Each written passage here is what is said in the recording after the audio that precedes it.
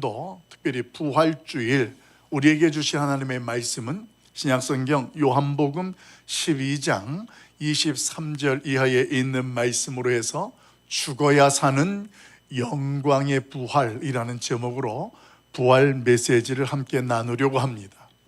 예수님의 부활은 마치 끝난 것 같고 어둡고 캄캄한 무덤을 깨시고 새로 우리에게 소망을 주시는 예수 그리스도의 선포, 오늘 그 부활 자체가 우리에게는 참 기쁨이 되는 날입니다.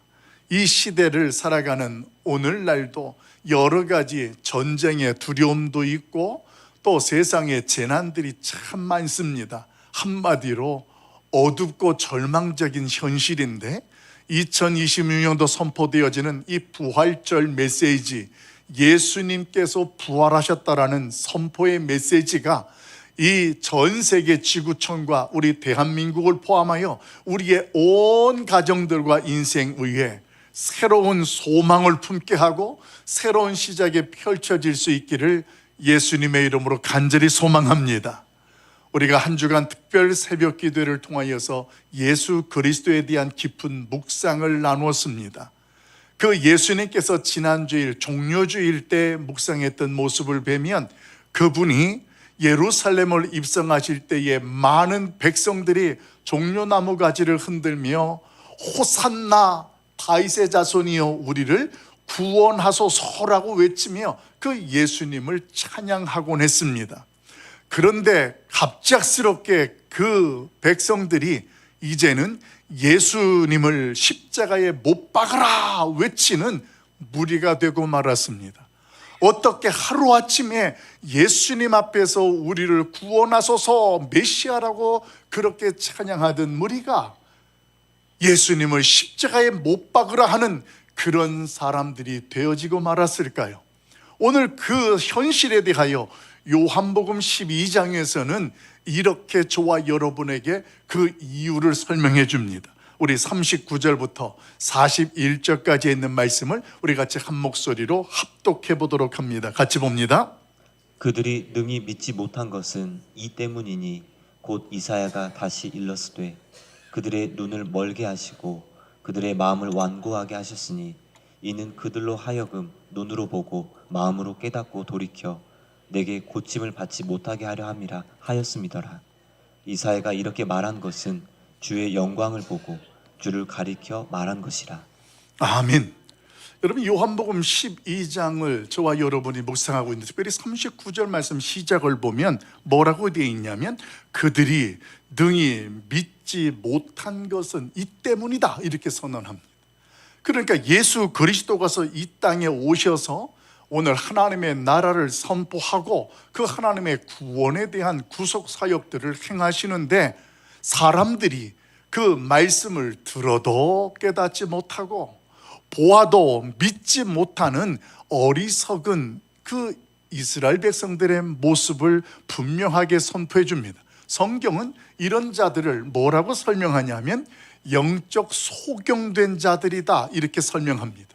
이 영적 소경이라는 말은 예수님의 말씀을 들어도 그 말씀을 깨닫지 못하고 오늘 예수 그리스도가 행하시는 사역을 보아도 믿지 못하는, 보지 못하는 그런 안타까운 현실을 설명하는 내용이 되어집니다. 그러면 이 눈이 멀고 마음이 완악해져서 깨닫지 못하는 그들이 오늘 예수 그리스도를 향해서 호산나 우리를 구원하소서 외쳤던 그들이 왜 하루아침에 이렇게 예수님을 십자가에 못 박으라고 하게 되어졌는지 그 이유가 오늘 성경은 분명하게 우리로 하여금 깨닫게 합니다. 뭐 때문에 그럴까요? 그들이 하나님 앞에서 영적인 소경이요, 다른 말로 표현하면 죄의 종이기 때문에, 죄와 허물로 죽어 있는 자들이기 때문에 예수 그리스도의 말씀을 들어도 예수 그리스도를 보아도 믿지 못하고 있다는 것입니다. 그러면 그들이 예수님이 입성하실 때 외쳤던 구원이 무엇이었을까요? 여기가 굉장히 중요한 포인트가 됩니다. 예수님을 향해서 호산나 호산나 외쳤습니다. 우리를 구원하소서. 그런데 그들이 외쳤던 외쳤던 구원은 예수님께서 우리의 죄를 용서하시고 우리를 하나님의 나라의 백성으로 구원하시는 그런 개념이 아니라, 그들의 구원은 우리의 형편이, 지금 상황이 조금 더 나아졌으면 좋겠다라는 그런 바람의 구원이 그들에게서 외쳤던 구원이었습니다. 그러니까 현실적으로 그 예수님께서 아무런 도움이 되지 않는다, 우리가 생각했던 것이 아니다 판단되어지니까 이것이 원망이 되어지고 예수 그리스도를 십자가에 못 박으라고 외치는 모습이 되었다라는 것입니다. 여러분, 이런 상황들이, 이런 말씀들이 저와 여러분을 통해서 깨닫게 하는 것은 크게 두 가지입니다. 그 첫째는 죄인된 인간들의 현실이, 우리의 모습이 오늘 그 예수님을 보아도 믿지 못하고 그 말씀을 들어도 깨닫지 못하는 현실, 이것이 죄인된 인간들의 모습이었다라는 것을 저와 여러분에게 보여줍니다. 그러면서 두 번째는 그런 우리를 위해서 하나님께서 예수 그리스도를 이 땅에 보내셨고 그 예수님 십자가에 달려 죽으심으로 미련하고 둔했던, 완악했던 저와 여러분의 영적인 소경의 눈을 띄워주시는 거예요. 죄와 허물에서 건지시고 돌이키시는 거예요. 그렇게 돌이키심으로 말미암아 하나님의 구원이 무엇인지를 알게 하고 깨닫게 하는 것, 이것이 오늘 이사야 선지자를 통해서 우리에게 선포한 메시지요. 예수 그리스도가 이 땅에 오셔서 십자가에 죽으시고 부활하신 하나님의 의지가 되는 줄로 믿습니다.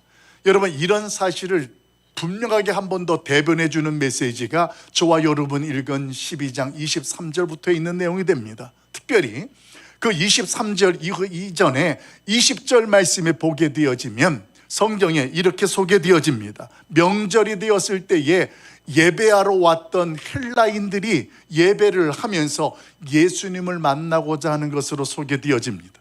여러분, 헬라인들은 이방인들입니다.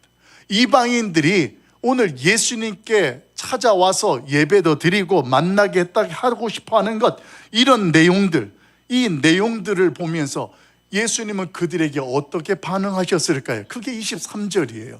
그러면서 나오는 게 그 유명한 24절이 소개되는 이야기인데, 오늘 예수님을 만나고자 하겠다는 헬라인들, 이방인들 앞에 예수님이 말씀하셨던 반응, 23절 말씀을 같이 읽어봅니다. 같이 봐요. 시작. 예수께서 대답하여 이르시되 인자가 영광을 얻을 때가 왔도다. 아멘. 예수님께서 이방인이 찾아온 것을 들으시고 뭐라고 말씀하시냐면, 인자가 영광을 얻을 때가 왔도다, 이렇게 선언합니다.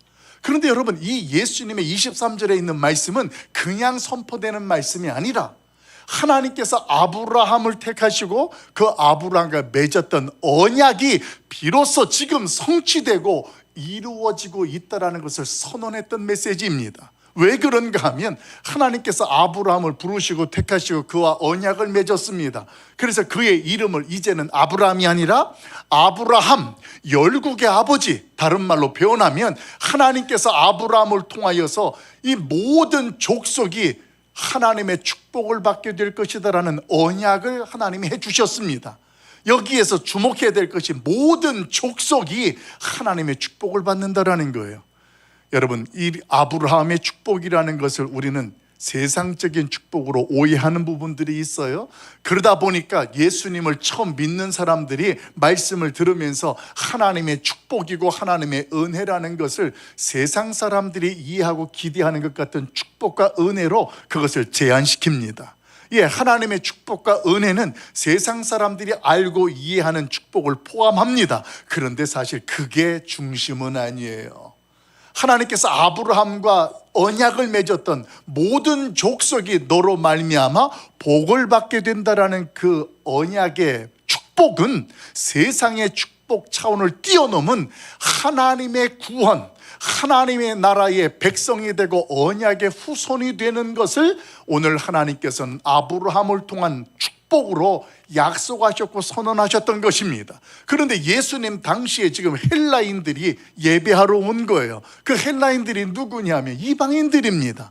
그러니까 예수님께서 보시기에 이 이방인들이 예배하고 예수님을 찾아왔다라는 것은 결국 하나님께서 아브라함과 맺었던 언약, 모든 족속이 유대인과 이방인과 수많은 백성들이 하나님의 구원과 축복을 누리게 된다라는 것을 성취하시는 그 언약의 메시지가 23절이었다라는 거예요. 자, 그런데 여기에서 또 한 가지 놓치지 말아야 될 것이 뭐냐면, 모든 족속이 이렇게 축복을 받게 되어진다면서 이방인이 찾아왔을 때 예수님이 영광을 얻을 때가 왔도다, 이 말씀을 하신 거예요. 근데 사실 그동안 예수님께 이방인들이, 이 헬라인이 처음 찾아온 것이 아니었습니다. 예수님께 그동안 다른 이방인들도 있었습니다. 그런 이방인들이 찾아왔을 때 예수는 심지어 어떻게 말씀하셨냐면, 나는 너희를 위하여 온 것이 아니고 나의 백성들, 하나님의 자녀들을 위해서 왔다라고 말씀합니다. 그럴 때 찾아왔던 이방 여인이 그런 수모를 당하면서도 예수님께 무엇을 이야기하냐면, 예, 옳습니다. 그러나 주인의 상에서 떨어지는 부스러기라도 먹게 해주십시오라는 모습으로 오늘 그 예수님의 은혜를 구했던 역사가 있었습니다. 그런 모습을 보게 되어지면 왜 이방인이 찾아왔을 때 그때에는 이 인자가 영광을 얻을 때가 되었다라는 말씀을 안 하시고, 왜 지금 이 헬라인들이 찾아와서 예수님을 보고자 했을 때에 이제 인자가 영광을 얻을 때가 왔도다라는 말씀을 하셨을까요? 오늘 그 이야기와 그 때라는 것이 매우 중요합니다. 이제 예수님께서 영광을 받을 때가 됐다라는 것은 유월절 어린 양처럼 예수 그리스도께서 죽으심으로 말미암아 하나님의 영광을 드러낼 때가 되었다라는 선포의 메시지가 되는 것입니다. 자, 그러면 이 영광, 하나님의 영광이라는 것을 구체적으로 무엇을 말하고, 그 때는 구체적으로 무엇을 우리에게 이야기할까요? 이 때에 대한 이야기가 요한복음 2장에 보면 예수님께서 그때 한 번 더 말씀하신 내용이 소개됩니다. 아는 것처럼 요한복음 2장에 가나 혼인잔치에서 오늘 잔치를 하는데 포도주가 떨어졌습니다. 그때 예수님의 모친 마리아가 예수님에게 포도주가 떨어졌으니 이 문제를 해결해 줄 것을 부탁하지요. 그런데 그때 예수님이 하셨던 말씀이 딱 한마디였습니다. 내 때가 이르지 아니하였나이다. 그때는 이르지 아니했다. 그때를 아직은 멀었다고 이야기하시던 그분이 헬라인이 찾아왔을 때, 여기 지금 12장 10장이 지나간 거예요. 12장에서는 지금 예수님이 인자가 영광을 받을 때가 되었다, 이렇게 그 때를 설명합니다.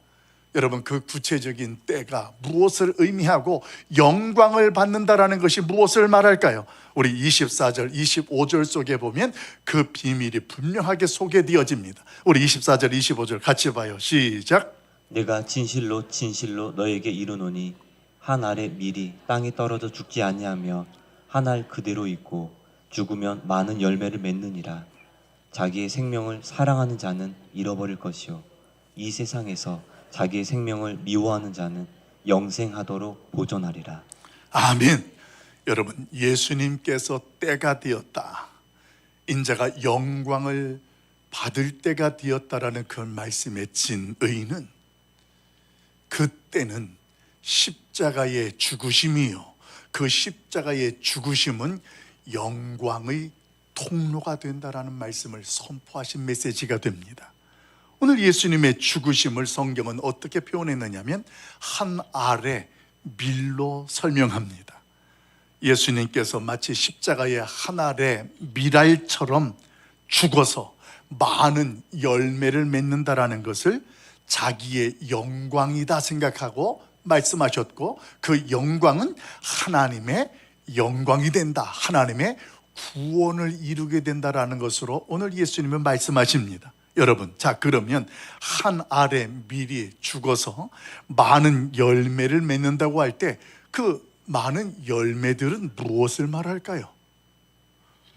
십자가에서 죽으시고 부활하신 예수 그리스도를 믿는 부활신앙을 가진 성도들이 오늘 예수 그리스도가 말씀하시는 한 알의 밀이 떨어져 많은 열매를 맺는다라는 성도들이요, 저와 여러분인 줄로 믿습니다.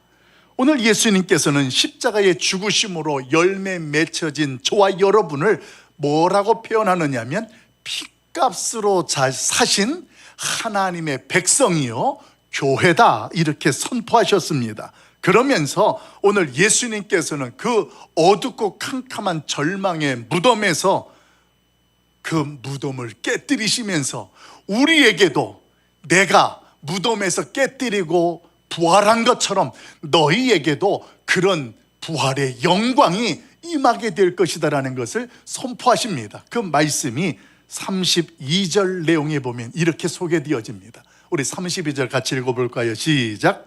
내가 땅에서 들리면 모든 사람을 내게로 이끌게노라 하시니. 아멘. 내가 땅에서 들리면 예수 그리스도께서 부활하시면 그 부활한 예수 그리스도를 믿는 자들을 하나님께서 어떻게 하신다고요? 내게로 이끌겠노라. 그래서 예수 그리스도가 고린도전서 15장에서는 부활의 첫 열매라고 말씀하시는 거예요. 그분이 부활하신 것처럼 그 부활하신 예수 그리스도를 믿는 저와 여러분도 그 부활에 참여하게 되어지고 영광의 자리에 서게 된다는 것을 선포한다는 것입니다. 이렇게 예수 그리스도가 십자가에 죽으실 때에 세상은 예수 그리스도를 알지도 못하고 오히려 그 예수님을 미워했습니다. 그렇게 예수를 미워하며 십자가에 죽게 했던 세상이 그 예수 그리스도의 부활을 믿는 성도들에 대하여서 호의적일까요? 아니에요. 예수님을 미워하고 배척했던 세상은 오늘날에도 예수 그리스도를 믿는 저와 여러분을 미워하는 거예요. 어렵게 만드는 것입니다. 그러면 내가 지금 예수 그리스도를 믿으면서 아무런 이유 없이 고난을 당하고 핍박을 당한다는 것은 결국 무엇을 저와 여러분으로 하여금 증언하냐면 내가 하나님 앞에 예수 그리스도를 믿음으로 영광의 자리에 세워지게 되는 것이고 거듭난 자의 자리에 선 주인공이라는 것을 깨닫게 하는 줄로 믿습니다. 제가 며칠 전에 극동방송에서 찬양 프로그램을 라디오를 통하여 듣는데 어떤 이발사가 소개되어져요. 근데 그 이발사의 사연이 참 특별했습니다. 자신이 예수 그리스도를 믿으면서 세상 친구들을 다 버렸답니다. 그렇게 많았던 친구들을 다 버렸는데 이것이 오늘 예수님을 믿고 나니까 내가 얼마나 감동스러운지 모르겠다라는 이야기를 고백했습니다. 그러면서 묻는 것이 시청자들 가운데에서도 내가 예수님을 믿으면서 무엇을 버렸습니까? 라는 질문으로 그 내용을 마치는 내용이었습니다. 여러분, 오늘 저와 여러분도 예수 그리스도를 믿음으로 그 영광의 자리에 들어가게 되면 내가 세상 친구를 버린 것이 하나님 앞에서 자랑이 되고 간증이 되게 될 줄로 믿습니다. 세상 쾌락과 욕심을 쫓던 친구들이 굉장히 많았는데 내가 예수님을 믿고 부활하신 주님을 따라 살다 보니까 어떻게 됩니까? 그들이 우리와 함께 할 수가 없는 거예요. 그들은 세상 방식과 가치를 추구하는 까닭에 그들이 점점 멀어지고, 그리고 내가 가까이 하고 즐겨하던 술도 끊게 되고 담배도 끊게 되면서 오늘 자기 자신을 죽이는 모습, 여러분, 이 모습이 하나님 앞에 내가 어느 날 영광의 자리에 서게 되어지는 모습이 되더라. 그리고 내가 세상의 쾌락과 세상의 술과 담배며 쾌락과 욕망들을 내가 끊고 멀리하는 그 모습 속에 이 과정들이 어떻게 깨달아지느냐, 마치 내가 하나님 앞에서 많은 열매가 맺혀지는 하나님의 주인공으로 서는 과정인 것을 더더욱 그 시간들로 깨달아지게 되고 살아나게 된다는 것입니다. 그게 신앙생활이에요. 그게 부활신앙을 가진 저와 여러분이 오늘날 이 시대를 살아가는 현실이 된다는 것입니다. 여러분, 예수 그리스도의 십자가 부활은 저와 여러분으로 하여금 이제는 새로운 존재로 서게 하신 거예요. 우리가 이렇게 살다가 과거와 현재가 똑같은 존재가 아니라 그 이전 존재와 지금 부활하신 예수님을 믿는 존재는 아예 다른 거예요. 이것을 에베소서에서는 뭐라고 표현하느냐, 옛사람과 새로운 사람, 피조물로 설명합니다. 옛사람은 죽었다라는 거예요. 그러니까 저와 여러분이 예수 그리스도를 믿으면서 부활신앙을 가졌다면 예전에 옛사람은 없는 거예요. 죽은 거예요. 그리고 저와 여러분은 그 예수님의 부활로 말미암아 새로운 피조물로, 새로운 존재로 오늘을 살아가고 있다는 거예요. 그래서 옛사람들은 여기에 썩어질 씨앗이 있는 거예요. 그래서 그 인생은 소망이 없는 존재가 되는 거예요. 그런데 부활하신 예수님을 믿으면 우리가 뭘 소유해요?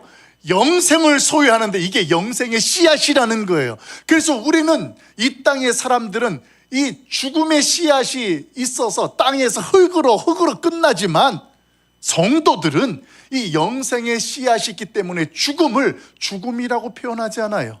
특세 기간 동안에 우리가 묵상했던 것처럼 우리의 성도들의 죽음을 예수님께서는 끝났다라는 절망이라는 어둠의 무덤을 깨뜨리셔서 그곳을 우리의 영혼의 안식처가 되게 하셨습니다. 그래서 성도가 죽으면 우리는 무덤에서 우리를 죽었다고 말하지 아니하고 잠잔다, 이렇게 표현하는 거예요. 그래서 성도가 잠을 잔다라는 것은 예수 그리스도가 이 땅에 오실 때에 부활하고 다시 깨어나게 되어지는 것을 요한계시록은 분명하게 저와 여러분에게 선포해 주고 있습니다. 사랑하는 성도 여러분, 그런 까닭에 오늘도 우리가 부활하신 예수 그리스도를 믿는다면 부활신앙으로 이 시간도 옛사람의 죽음 같은 인생이 아니라 이제는 영생을 소유한 하나님의 백성들로 영광의 통로에 오늘의 현실을 믿음으로 살아내고 그 자리에 서는 우리 모두가 될 수 있기를 예수님의 이름으로 간절히 축복합니다. 오늘 그런 인생은 어떤 모습을 살아가느냐, 26절 말씀에 보니까 자기 생명을 미워하면서 참된 생명을 누린다, 이렇게 선언합니다. 우리 26절 같이 한번 읽어봐요. 같이 봅니다. 시작. 사람이 나를 섬기려면 나를 따르라. 나 있는 곳에 나를 섬기는 자도 거기 있으리니 사람이 나를 섬기면 내 아버지께서 그를 귀히 여기시리라. 아멘. 여러분, 부활하신 예수님을 믿는다라는 것은 우리의 인생이 그분의 주권 아래 들어가는 거예요. 예수 그리스도께서 나를 위해 십자가를 지셨다면 지금 그분을 따라서 십자가를 지는 곳에 내가 서는 거예요. 그게 예수님을, 내가 부활한 주님을 믿는 거예요. 우리의 신앙을 돌이켜 보십시오. 모두가 다 예수님을 좋아합니다. 여러분은 예수님을 좋아하는 팬입니까? 그 예수님을 멀찌감치 해서 박수치고 환호하는 팬들 같은 모습으로 신앙생활하고 계십니까? 아니면 그 예수님을 따르는 제자이십니까? 오늘 우리의 신앙과 우리의 현주소를 돌아보았으면 좋겠습니다. 더 이상 우리는 예수 그리스도를 멀리서 바라보는 팬의 모습이 아니라, 그런 인기를 누리는 자들이 아니라 주님 가신 그 제자의 길을 따라가는 우리의 모습이 되길 예수님의 이름으로 소망합니다. 우리 주님이 낮아지시고 소외되신 곳에 손해보시고 희생하시는 그 자리에 저와 여러분이 서는 것이고 가는 거예요. 그렇게 가는 사람을 성경은 뭐라고 이야기하느냐? 자기 생명을 미워하는 자들이라 이야기합니다. 우리 방송실 한번 볼까요? 자기 생명을 미워한다는 것 두 가지로 정리합니다. 여러분, 미워한다는 말을 감정적 자기 혐오로 생각하면 안 됩니다. 이것은 무슨 의미냐면 하나님보다 자기를 더 사랑하는 우상 숭배를 거부하는 거예요. 자기 중심으로 살던 것, 내가 좋은 것만 하고 내가 싫은 건 안 하는 그러한 모습에서부터 오늘 내가 벗어나는 거예요. 성경은 자기 생명을 미워하는 자가 영생을, 참된 생명을 누릴 수 있다고 이야기합니다. 우리의 삶의 중심에서 자기를 내어 몰았을 때 비로소 우리의 인생이 무엇을 경험하느냐? 부활의 능력을 경험하게 될 줄로 믿습니다. 여러분, 우리의 부활은 교리가 아니에요. 부활 신학이라는 학문이 아니에요. 우리의 존재 방식이 부활인 줄로 믿습니다. 예수님 때문에 새로운 존재로 이 땅에 서게 되었다라는 것입니다. 그래서 내가 인생 속에 실패를 경험하고 고난을 경험하고 절망의 현실에 던져졌을 때 내가 부활 신앙을 가졌다면 그 순간을 어떻게 보는 것이냐? 하나리 미랄이 죽어가는 과정, 내가 하나님 앞에서 하나님의 참된 생명을 소유한 자로 서는 모습으로 그 순간들을 감당해내게 될 줄로 믿습니다. 이것을 내가 죽고 예수로 사는 사람이라고 설명해요. 이 내가 죽고 예수로 사는 삶의 구체적인 모습을 우리의 가정과 일터에서 두 가지로 정리하고 마치려고 합니다. 여러분, 내가 죽어야 내 안에 그리스도가 산다라는 비밀은 어떤 이야기일까요? 가정에서 먼저 미랄이 되는 거예요. 어떤 모습일까요? 이건 배우자에 관계된 이야기입니다. 배우자의 허물이 보이면 그 허물을 덮기 위하여 나의 옳다 하는 생각을 죽이는 거예요. 여러분, 이때 부부가 가정이 뭘 경험할까요? 천국을 경험하는 거예요. 그런데 부부의 배우자의 허물이 보여지고 실수가 드러났을 때, 그래, 내 그럴 줄 알았다. 그럼 그렇지. 여러분, 이거는요, 천국을 깨뜨리는 거예요. 그 현장에서 나의 오름을 죽이는 거예요. 기다려주는 거예요. 내려놓는 거예요. 그러면 그 배우자가 알아요. 내가 실수한 것, 내가 부족한 것을 안다고요. 그런데도 그 부분에 대해서 배우자가 그 부분을 기다려주고 그 부분의 오름을 드러내지 않을 때 어떤 모습이 될까요? 성숙한 모습으로, 서로가 서로를 또 존중하는 모습으로 서고 나가게 됩니다. 여러분, 우리 가락성산교회에 이런 부부들이, 이런 가정들이 세워지고 많아지길 예수님의 이름으로 축복합니다. 그러면서 일터에서 저와 여러분이 놓치지 말아야 될 것은 이 정의에 대해서 분명히 개념을 바꿔야 될 것이 있어요. 그것이 바로 이 영광이라는 말이에요. 이 영광이라는 것이 세상에서는 내가 누군가를 누르고 올라갔을 때에 영광을 내가 차지했다, 이렇게 설명하고 이해합니다. 그런데 오늘 내가 죽고 그리스도로 사는 사람은요, 성실과 정직을 통하여서 하나님의 방식대로 내가 거기에 서는 거예요. 그때에 하나님을 믿는 내가 하나님의 방식대로 해야지, 하나님의 뜻대로 해야지라고 섰을 때 어떻게 될까요? 그 자리에서 나는 없고 예수가 살게 되는 줄로 믿습니다. 2026년도 세상의 가치 앞에서 우리 모두 그동안 매이고 끌려가는 인생이라면 하나님의 영광의 태양의 빛이 우리를 비추는 신앙 속에 속한 여러분, 세상의 촛불 같은 반짝이 불에 우리의 시선을 빼앗기지 마십시오. 오늘 그래서 우리 예수님이 부활하셔서 이 아침 저와 여러분에게 선언합니다. 내가 영광을 받을 때가 되었도다. 우리 한 사람 한 사람을 통하여, 우리 가정과 우리 교회를 통하여 하나님의 영광이 드러내는 축복된 순간순간이 되기를 예수님의 이름으로 간절히 축원합니다. 우리 같이 인사합시다. 좌우로. 나는 죽고 예수로 삽시다. 나는 죽고 예수로 삽시다. 아멘. 우리 1분 동안만 잠깐 통성으로 기도할까요? 부활주의를 맞이하면서 하나님 앞에 우리의 모습이 어떤 모습으로 서야 될까? 하나님, 우리 하나님 앞에서 예수님이 한 알의 밀이 되어서 우리가 열매가 되어진 것처럼 이 시간 하나님 앞에서 우리가 참된 생명을 소유하고 내가 나를 미워하는 우리의 모습 속에 하나님의 영광이 드러낼 수 있도록 우리 잠깐 기도하는 시간 갖도록 합니다.